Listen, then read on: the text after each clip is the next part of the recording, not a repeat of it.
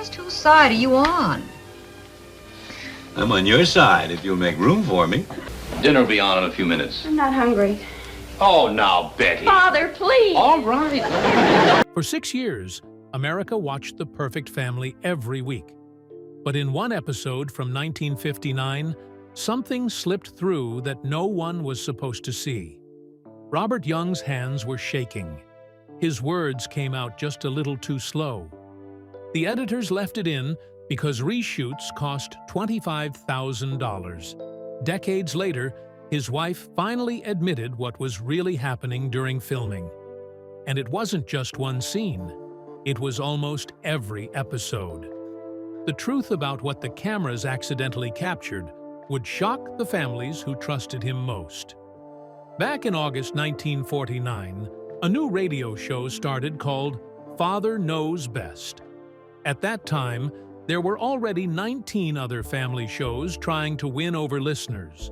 But somehow, this one stayed on the air longer than any of them. It ran for 5 full years and aired 197 episodes, mostly on Thursday nights. Ed James, who created it, wrote over 100 of the scripts himself. Even though most family shows were dying because television was taking over, Father Knows Best kept going strong. It even aired on 39 Canadian stations too. In 1951, it reached a rating of 13.4, the highest that season. Sponsors like Maxwell House Coffee and General Foods stuck with it. While others faded away, this show quietly laid the groundwork for something much bigger. In 1953, everything changed again when Robert Young, who played the father on the radio, joined with a producer named Eugene B. Rodney. They started their own company called Rodney Young Productions and made a plan to bring Father Knows Best to television. They partnered with Screen Gems and invested $40,000 just to build the Anderson family house set on Stage 11 at Columbia Pictures.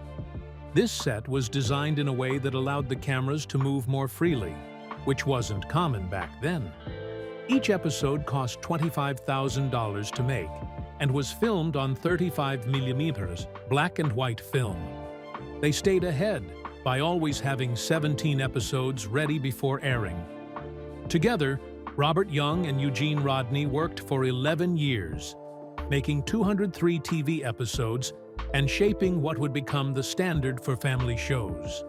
But the biggest surprise came when they changed the father character. On radio, Jim Anderson was sharp, impatient, and even rude at times. He would often call his kids stupid and acted like a tired, angry husband. That kind of behavior was common for comedy fathers on radio back then. But when they moved to TV in 1954, everything changed. The new Jim Anderson became calm, kind, and smart. Critics even said he was the first intelligent father ever shown on TV. The difference was so big that it completely reversed the character's image. It showed how much America wanted strong, loving fathers on television after World War II. There was another hidden surprise, too. Before Jane Wyatt played the mother on TV, the radio version of Margaret Anderson had been voiced by Jean Vander Pyle. Most people don't know that Jean was also the voice of Wilma Flintstone.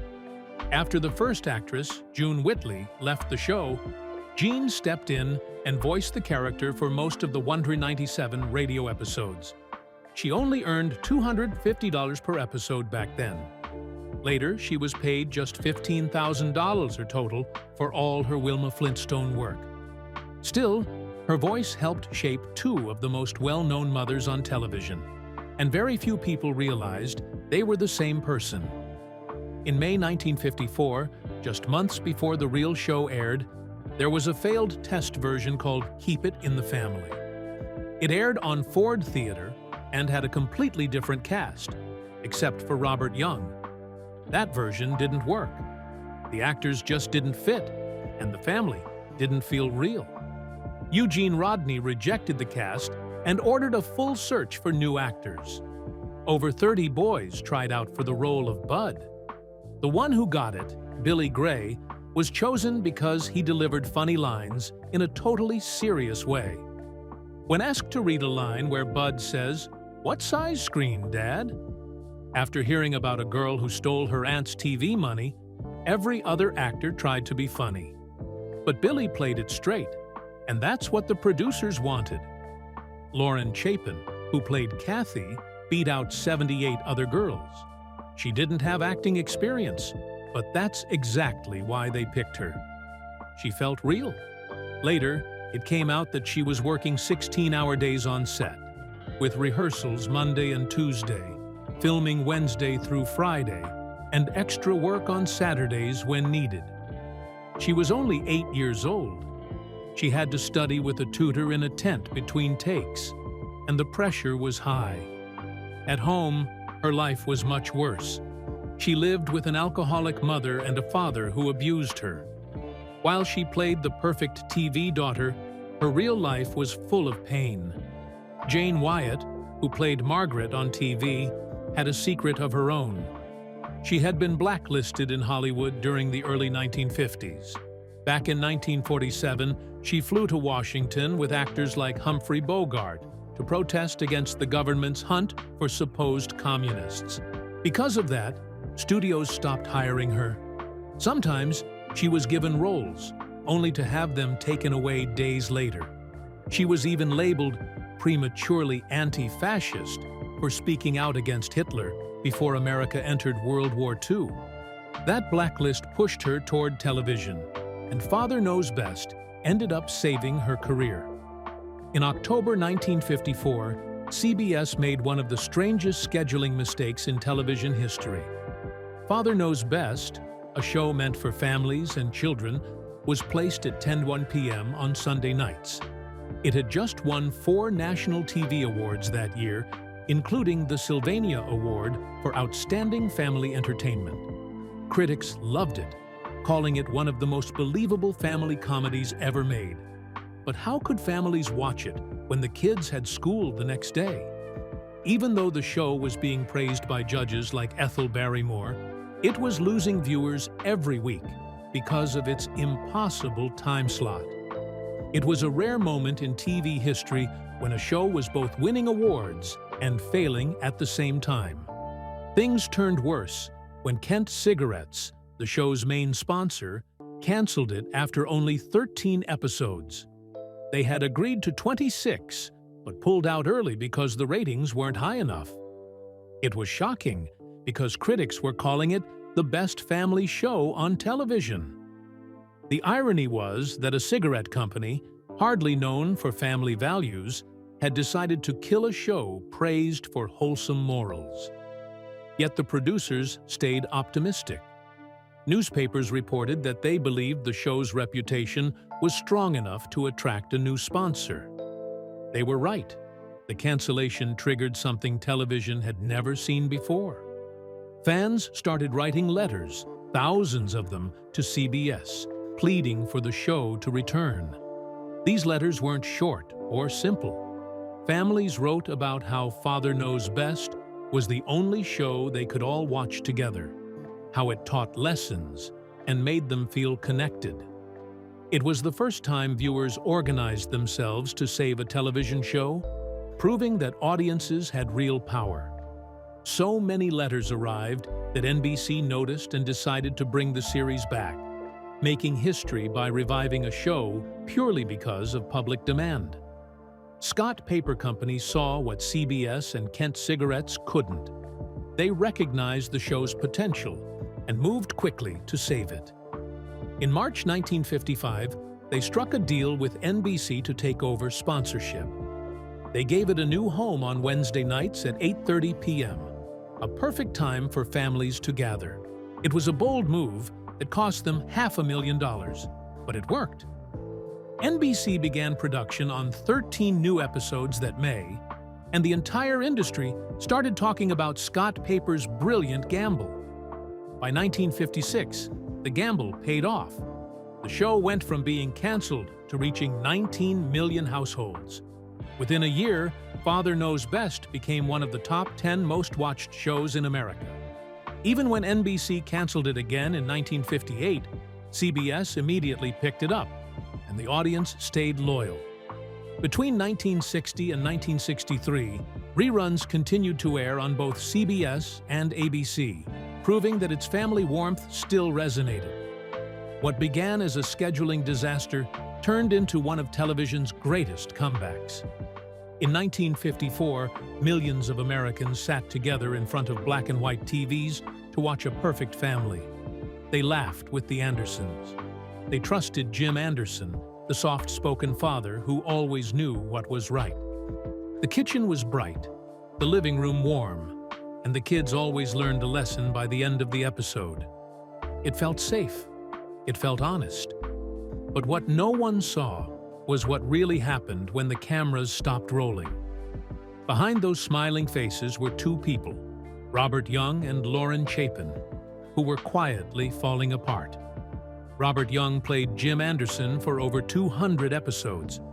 He wore a tie, gave wise advice, and always seemed calm. But the real Robert was drowning. His problems had started long before the show even began. By the 1940s, he was already drinking heavily to escape the pressure of Hollywood. At first, it was just to calm his nerves, but it soon took over his life. His depression started around 1946 and never really left him. During the entire run of Father Knows Best, while he acted like the most stable man in America, he was actually suffering in silence. He'd often drink before filming. He hid it well. Even the crew didn't know most of the time. But behind the scenes, his wife Betty saw everything. She had to stop him from embarrassing himself in public. Sometimes he came to work drunk. Sometimes he didn't come home at all. Still, he showed up and said his lines as if everything was fine. Lauren Chapin was just 8 when she got the role of Kitten Anderson. She beat out 250 other girls. She was small, bright-eyed, and had a sweet little voice that made people smile. She won 5 Junior Emmy Awards. She appeared in 196 of the show's 203 episodes. But while America saw her as the perfect little girl, her real life was filled with horror. Her mother was an alcoholic who had tuberculosis and couldn't give her the love she needed. Her father was much worse. He started sexually abusing Lauren when she was just 2 years old. The abuse returned when she was 16, right when she was still acting on the show. A family friend had also abused her when she was younger. Every day she came to work to play the role of a happy child in a kind family. But she didn't even know what that meant. She later said she learned how families were supposed to act by reading the show's scripts. Her real home didn't have love. It had violence and fear. The kitchen set on the show was real. It cost $40,000 and had working appliances. The actors had coffee and sweet rolls there in the mornings. They stored lunches in the fridge like it was their actual home. Director Peter Tewksbury made them rehearse every small thing, spreading butter, flipping pages, setting the table, until it looked completely natural. So it felt like a real family to the audience. But it was just a well-painted mask. While they shared coffee in that kitchen, Robert Young was hiding his drinking, and Lauren was coming from a home full of pain. On screen, everything was black and white. Off-screen, it was darker than anyone could imagine. By the time the show ended in 1962, Lauren was just 17, and everything fell apart quickly. She had been so closely tied to the character of Kitten that no one in Hollywood wanted to hire her again. She had no career, no income, no help. Her mother, the same one who let others hurt her, even sued her for her own earnings. And won. At 18, Lauren started using marijuana and drinking. Then it got worse. She moved to heroin. In 1967, she was arrested in Los Angeles for check fraud. It wasn't just one bad choice. It was the beginning of 3 years spent bouncing between jail and psychiatric hospitals. She had no idea who she was anymore. She tried to survive, but addiction kept pulling her deeper. During this same time, Robert Young's problems kept growing too. In 1966, he was arrested for drunk driving. The public started to see cracks in the perfect image. The headlines were hard to hide from. Betty, his wife, kept trying to hold things together, but it wasn't enough. For decades, Robert battled depression and addiction. He tried many times to get clean, but it didn't last. Sometimes he'd attend Alcoholics Anonymous meetings. Sometimes he'd check himself into hospitals. But the sadness kept returning. The guilt of pretending to be a happy man while feeling broken inside was too heavy. Lauren's nightmare didn't stop after jail. She was held in bondage by a heroin dealer who used her as a prostitute to pay for drugs. She became so desperate that she tried to cut off her left hand with a meat cleaver just to end the pain. The scars never went away. Her health kept getting worse. She got viral encephalitis and hepatitis. She nearly died. It was only after 6 months of lying in bed, barely alive, that she began to recover.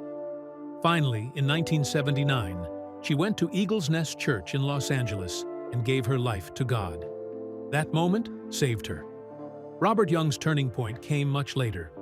On January 12, 1991, at 7:45 in the morning, at his home in Westlake Village, 83-year-old Robert tried to end his life. He ran a hose from the car's exhaust into the passenger seat. He wanted the carbon monoxide to kill him quietly, but the car wouldn't start. So he called a tow truck. The driver saw the hose, understood what was happening, and refused to turn the engine on. When police arrived at 8:14 a.m., they found Robert drunk and crying. He told them straight up that he wanted to die. His wife, Betty, was also drunk and couldn't even speak clearly. She told police that Robert had asked her to join him in a suicide pact, but she didn't take it seriously. That near-death moment changed Robert. He checked himself into a psychiatric hospital for 24-hour care. It wasn't his first time, but this time, something stuck. Over the next months, Robert began attending therapy regularly. He took medication, he leaned on his family, and for the first time, he began speaking openly about his pain. He used his fame to talk about depression and addiction. He encouraged others to ask for help. He even helped start the Robert Young Community Mental Health Center. It was his way of giving back and making sure no one else had to suffer quietly like he had. The saddest part of it all was that the man people trusted the most on television was the one suffering the most in real life. Robert Young played Jim Anderson, like a man who had it all figured out. But inside, he was drowning. Lauren Chapin played Kitten, like a bright little angel. But inside, she was breaking. The Anderson family was never real. It was a dream wrapped in lights and camera angles, and while the world watched a perfect family solve their problems in 30 minutes, the real people behind the smiles were fighting for their lives, sometimes losing, sometimes barely surviving, but never giving up. That was the real story behind Father Knows Best. While Robert Young was quietly breaking inside and Lauren Chapin was falling from a childhood dream into a nightmare, Billy Gray was heading toward a very different kind of fall. In 1962, the boy who played Bud Anderson, the clean-cut son America loved, was just trying to park his car one afternoon when a police officer came over and leaned into the window. The moment the window rolled down, the officer smelled it. That sharp, unmistakable scent of marijuana. Billy was ordered to step out. The search didn't take long. Under the seat, the cops found a small plastic bag with nothing but some seeds and stems. Billy had forgotten it was even there. He later said he had saved the leftovers for a friend who wanted to see if he could grow them. It was barely anything, but in 1962, it was enough to destroy him. Marijuana wasn't just illegal, it came with a heavy shame. especially for someone who had grown up as the country's all-American TV son. Billy didn't fight the charges. He entered a plea of nolo contendere, which meant he didn't say he was guilty, but didn't fight it either. It was a quiet way of saying yes without saying the word. But the damage was loud. Very loud. Billy Gray was sentenced to a term that sounded unreal, anywhere from 1 year to 10, for seeds. He didn't serve the full time. He ended up spending 45 days on a California prison farm. But that short time behind bars was long enough to break something inside him. He was punched in the face during his first days there. He later said it happened just because someone could. The prison farm wasn't as hard as a real penitentiary, but for a former child star, it felt like a different kind of world. And the sentence itself wasn't the real punishment. The real punishment started the moment he walked out. When he got back to Hollywood, he went to his talent agency. MCA had been one of the biggest names in the business. They told him straight to his face. They could no longer represent him. They said it just like that. No soft words. No chance for a comeback. His all-American image had been wiped out in a single afternoon, and now the industry wanted nothing to do with him. Reporters didn't call him an actor anymore. They called him a dope fiend. The press took everything from him with just a few lines of ink. Billy later said he got a few acting jobs here and there, but nothing big.